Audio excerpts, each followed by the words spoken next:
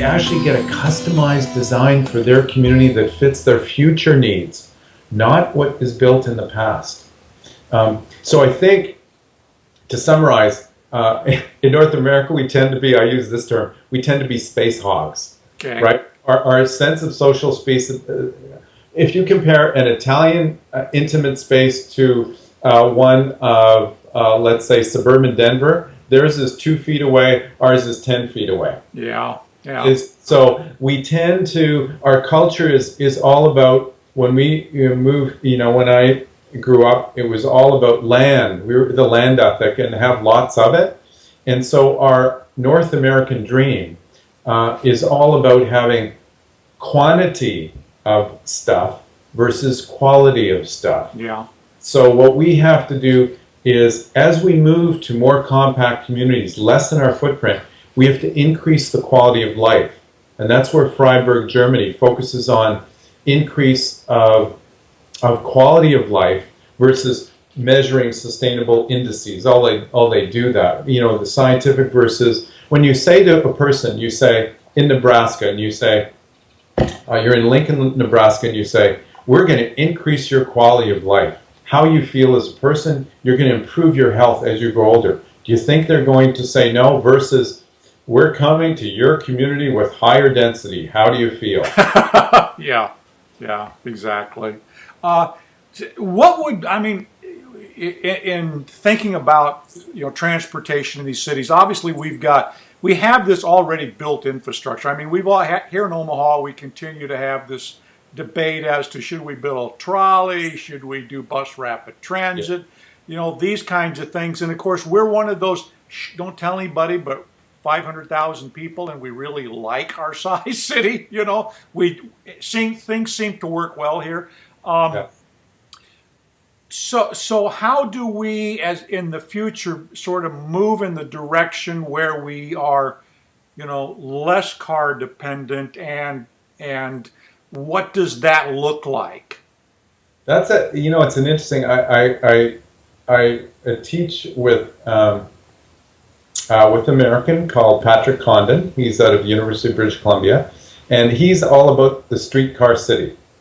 We continue to think about cheaper, leaner, greener ways of building communities.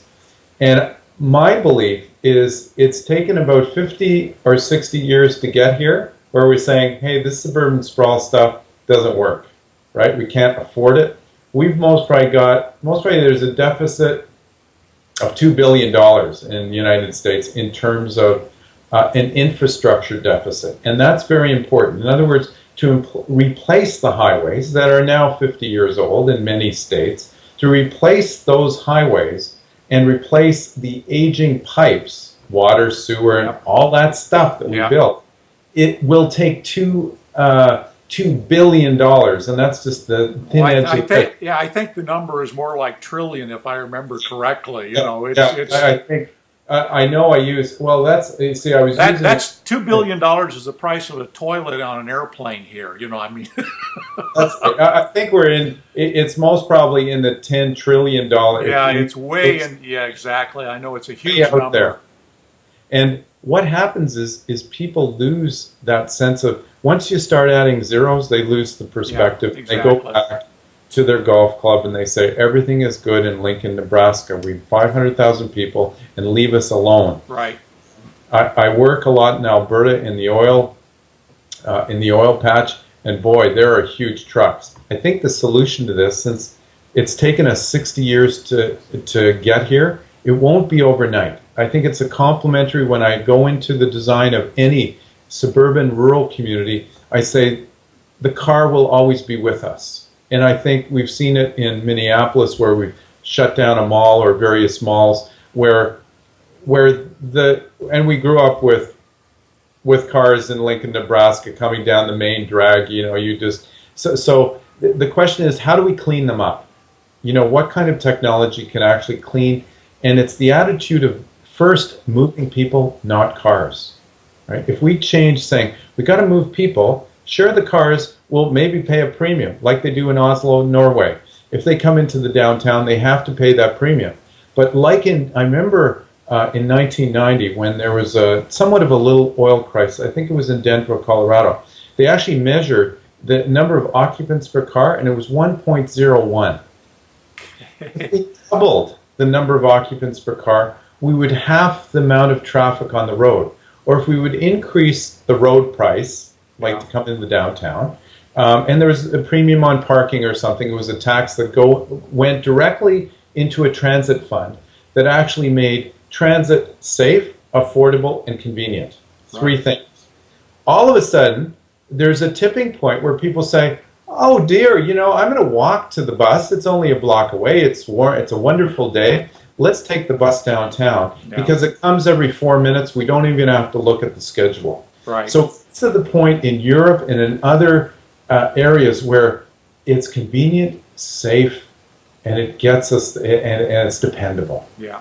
Okay, so sort of last question here for you.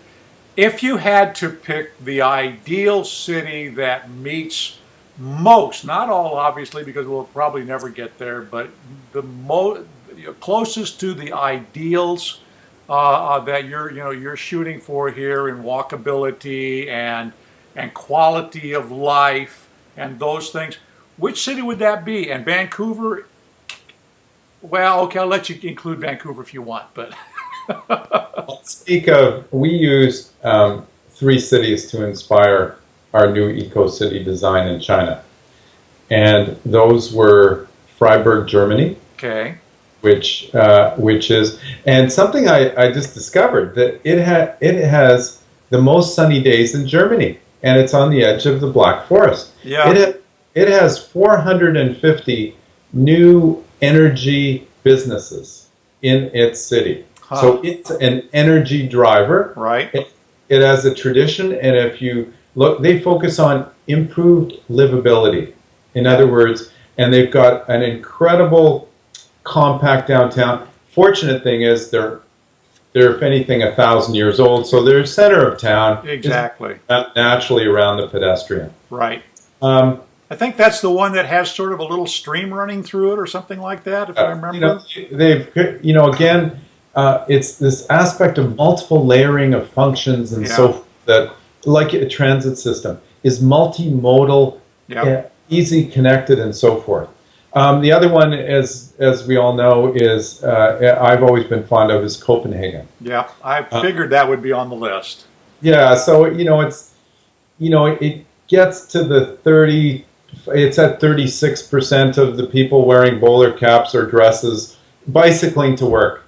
Like David Suzuki said when I was talking to him, he said they don't have to wear commando gear to get on a bicycle. They don't have to look like a Marine. Yep. And no insult. In other words, you have all this protective gear. They just get on and wear their bowler cap, and although they're working on getting people to wear their... I'll interject an interesting observation here. As I was flying back from New York last week, the couple in line ahead of me were from Copenhagen.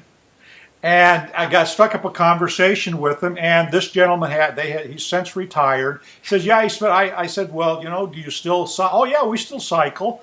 And he said, I cycled to and from work for 30 years. Mm-hmm. And I thought, and he looked it too. He's about my age, but he looked really fit and healthy. And they're still doing that. So, just interjection of reinforcing that my impression of Copenhagen is that they're doing a lot of things right. And the third city is? Well, I want to, rather than go to a European model, because people say, oh, geez, the Europeans, yeah, they have historic. There's two favorite cities. My hometown of Ottawa, Ontario, the capital of Canada, is a very, I talk to anybody and they say, oh, wow, you can bicycle there, the use of transit. They have a BRT system. In other words, a rapid bus system that I worked on in the late 70s when I was a youngster in university. And it's hugely efficient because they've got government people going to a single destination. Right. But ridership is somewhere between 35 and 50%. It's super high. Yeah. They've got a green belt that's 50,000 acres. That equals, that's that golden rule of 50,000 acres of green belt that's used for some clean industry, but also on the inside, is their urban containment area. So interesting enough, it's 50-50. Yeah. So there's balance between green space and development. Now, the city has amalgamated and so forth, like many metropolitan areas, but the size of that, was 400,000, like, Lincoln, Nebraska. There seems to be, if we did a queue across North America and high quality of life, and then my favorite city I live in and I worked for 10 years, Vancouver, is this whole thing of saying, holy cow, we have to create a great place to live. And prosperity will come with it, because you'll have a problem of in-migration of sorts, although in Vancouver there's this myth of it rains all the time. Oh boy, you must get depressed there. But in fact, we don't get much snow, and the summers are phenomenal. So we have to go back to right sizing versus, we have a tendency to overbuild and overconsume when we get on a trend. And we have to design our cities that fit the place. They fit the culture, the geographic area, and out of that, we get resilient cities. And we try to keep some of these great cities a secret so we don't have too many people moving there. Right, I understand.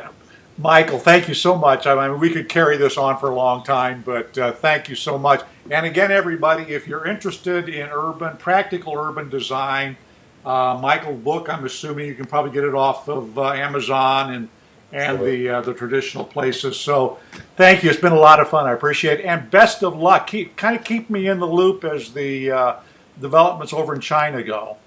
Absolutely. Thanks a lot, Bill. My pleasure. All righty. Okay. Bye-bye.